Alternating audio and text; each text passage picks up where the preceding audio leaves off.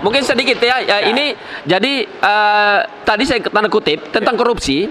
Seluruh tindak pidana korupsi seluruh Indonesia, baik yang di dalam dan di luar, dan yang melibatkan dalam dan luar, termasuk tambang ya di seluruh Indonesia, supaya ditindak tegas, tangkap dia tanpa pandang bulu. Betul. Oke, bagaimana?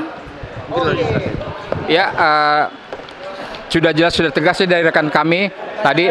Pelanggaran hukum di tambang-tambang terutama tindak tegas begitu. Sebagai closing statement, harapannya buat pemerintahan Prabowo ke depan nih Bang, karena kondisi rakyat kan semakin lama semakin kritis. Kemarin juga ada tulisan bertebaran di mana-mana adili Jokowi. Kalau apabila tidak ada tindakan juga dari Pak Prabowo, tanggapan Abang sebagai harapannya juga gimana Bang? Ya, kita jelas ya, rakyat menuntut agar mantan Presiden Jokowi dan anaknya yang disebut Wafa itu, keluarganya ya, itu bisa diseret ke muka pengadilan, ya begitu. Untuk supaya jelas, supaya tahu gitu. Kroni-kroni yang terlibat juga bisa ditarik ke muka pengadilan. Itu semuanya. Kalau tidak, Prabowo ini cuma omong-omong aja. Ya, itu yang tidak kita harapkan. 100 hari kedua tadi saya harapkan untuk mulai bertindak secara konkret begitu. Oke, nanti Abang. Nah, kalau saya gampang aja. Ketika Prabowo sudah berkuasa hari ini, dia punya power yang luar biasa gitu ya. Di hujung umurnya Prabowo yang saya rasa udah cukup. Betul. Nah, Usia lanjut, tapi saya lihat masih punya semangat, masih semangat. Masih sehat. Saya melihat Prabowo ini dia mengerti arti kehidupan. Iya. Bahwa momen untuk berjuang itu dikala ada kesempatan. Hari ini Allah memberi kesempatan kepada Pak Prabowo dengan memimpin bangsa ini. Memang nggak gampang Bang. Iya. Buat melakukan perubahan tuh nggak gampang. Tapi paling tidak ketegasan Pak Prabowo, kekuatan yang Allah berikan bisa dengan cepat menangani masalah-masalah Indonesia ini. Betul. Amin. Kalau menurut saya, yang pertama itu masalah itu adili Jokowi, tangkap dan adili Jokowi. Karena masalah bangsa itu cuma di situ dulu kuncinya. Ibarat ikan itu busuk itu yang harus babat kepalanya. Ikan busuk, ikan basi nih, udah nggak jadi presiden. Ikan busuk. Nah, gitu. Tapi gara-gara dia ikan busuk, rakyat dimakan rakyat jadi penyakitan.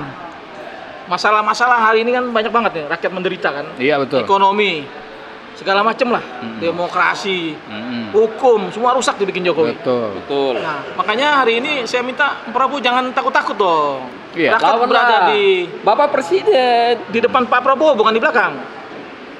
Terus juga dengan menangkap Jokowi dan kroni-kroninya itu, Jokowi itu punya harta cukup banyak kalau menurut saya.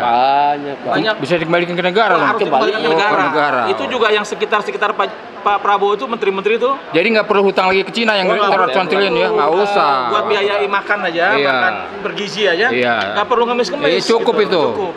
Sekitarnya kayak Bahlil tuh, wah duitnya banyak tuh. Oh iya. Duit, karena ini saya waktu ada demonstrasi, ada mahasiswa nih, saya cerita sedikit. Oke. Dia bilang, saya tanya, kamu dari mana?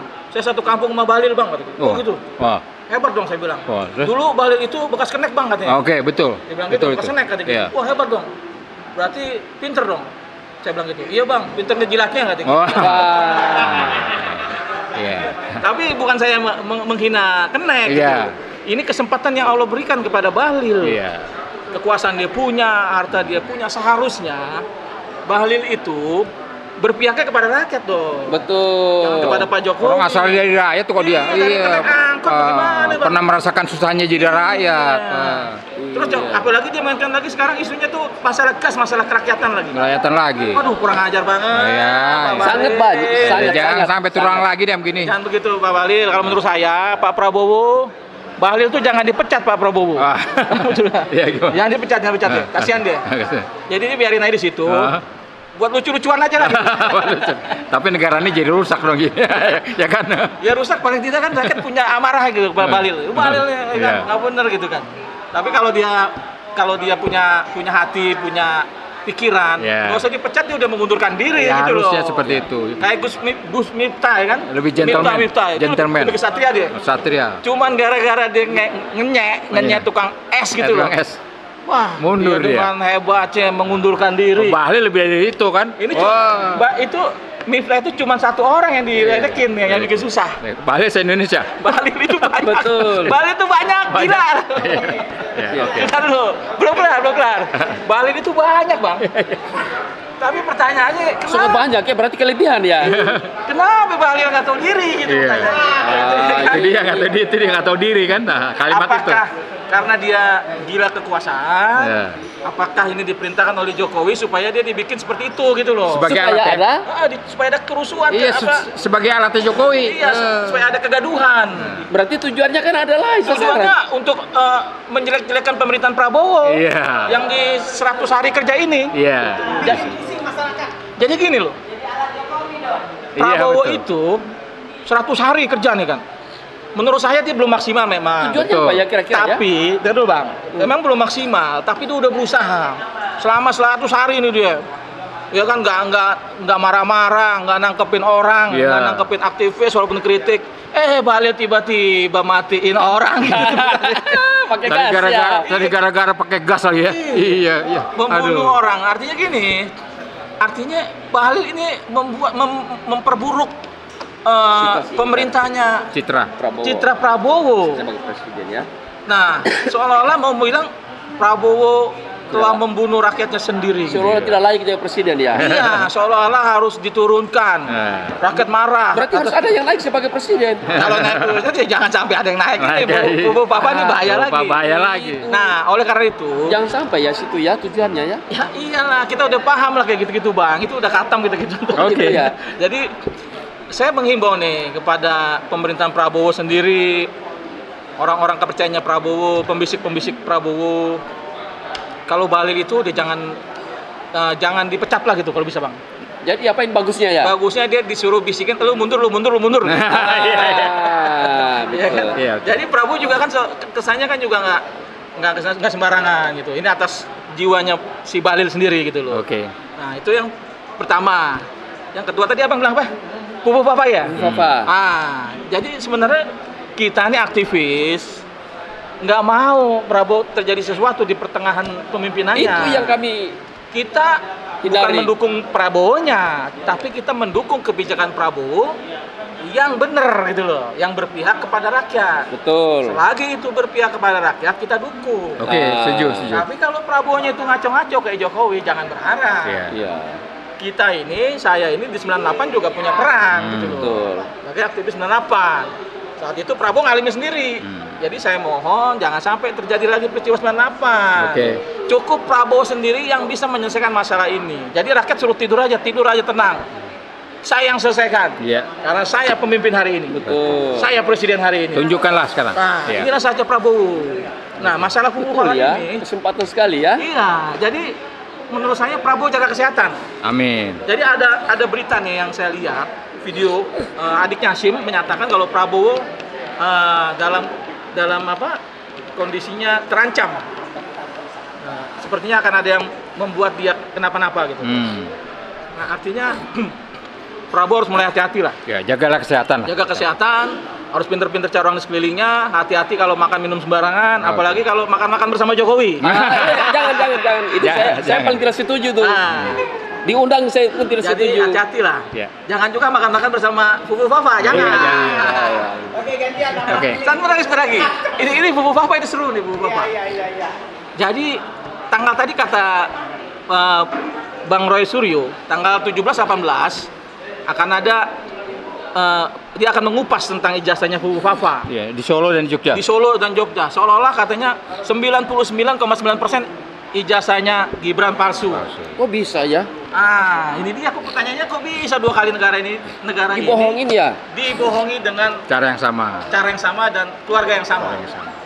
Nah, jadi kami itu nggak bodoh ya Pak Prabowo. Jadi itu lagi kembali Prabowo. Jadi memberhentikan wakilnya itu kalau nggak benar juga sah-sah aja kan Bang? Bisa. Ya kan boleh Bang ya? Boleh. Nah, justru jangan dipertahanin Bang, betul nggak Bang? Kalau dipertahanin seolah-olah jadi Prabowo ini menutup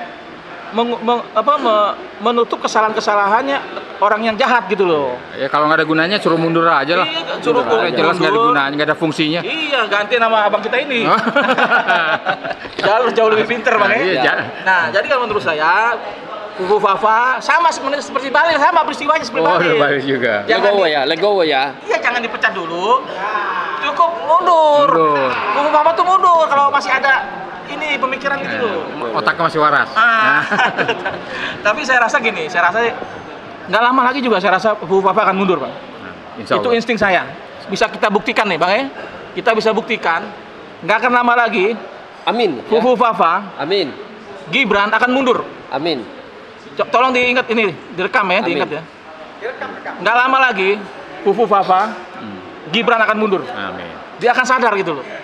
Jadi dia ini juga mikir gini, kenapa dia akan mundur? Dia akan mikir, gua nggak mau kayak bapak gua, gitu loh. Ya Bang ya, pura-pura tutup kuping, tutup mata, nggak gitu dia. Ini anak milenial nih, lahirnya baru-baru ini aja gitu loh. Jadi dia tuh, saya rasa ada bisik-bisikan hatinya masih bagus lah, nggak orang bilang kayak buah kelapa jatuh dekat ini, nggak juga. Kalau buah kelapanya kena batang lain mentok jauh juga, Bang. Apalagi laut, apalagi ke laut. Ke bawah undak, kembang. Dari Indonesia bisa ke Filipina, Australia. Jadi ibaratnya saya yakinin Fufu Fafa tanpa dipecat Prabowo dia akan mundur. Amin. Ingat itu insting saya. Terima kasih. Kembali ke abang kita ini. Ya, oke. Assalamualaikum warahmatullahi wabarakatuh. Ya, semua rakyat Indonesia harus tahu bahwa presiden kita ini, Prabowo ini, dia dilahirkan, dididik secara mental intelektual, ya, sebagai satria negara yang mengetahui bagaimana tentang pertahanan negara kita, darat, udara, dan laut. Ya, sehingga hari ini Prabowo sebagai presiden kesempatan dan jangan membuang waktu untuk mengamankan kembali sterilikan udara, darat, dan laut. Kemudian saya meminta kepada Prabowo ya, supaya memudahkan transportasi bagi seluruh rakyat bangsa Indonesia, darat maupun laut dan udara. Ini penting karena rakyat Indonesia ini mayoritas miskin, Pak. Hari ini dikuasai oligarki, ya. Kemudian kenapa itu tindak pidana korupsi itu penting dimusnahkan? Karena pelaku tindak pidana korupsi adalah lebih sadis daripada teroris. Kenapa? Mereka lah terusnya sesungguhnya menyengsarakan seluruh rakyat bangsa Indonesia. Karena itu uang rakyat triliun bahkan miliun itu harus ditangkap. Iya, bagaimana itu Pak ya? Itu harus dibersihkan. Jangan dibiarkan. Oleh karena itu, semua penegakan supremasi hukum dalam wilayah Indonesia itu harus, kalau mereka melanggar harus ditindak tegas, baik jaksa, polisi, hakim maupun kepolisian dan TNI, karena mereka adalah sebagai perwakilan rakyat untuk mensejahterakan seluruh rakyat bangsa Indonesia. Ya, siap. Ya, mungkin sekian dari saya. Cukup. Semoga membawa suatu pencerahan dan hikmat bagi seluruh rakyat bangsa Indonesia. Semua agar dimanapun berada ke depan kita tetap solid, satukan barisan sebagai anak bangsa yang akan melanjutkan cita-cita perjuangan bangsa, demokrasi bangsa dan negara. Amin. Takbir. Amin.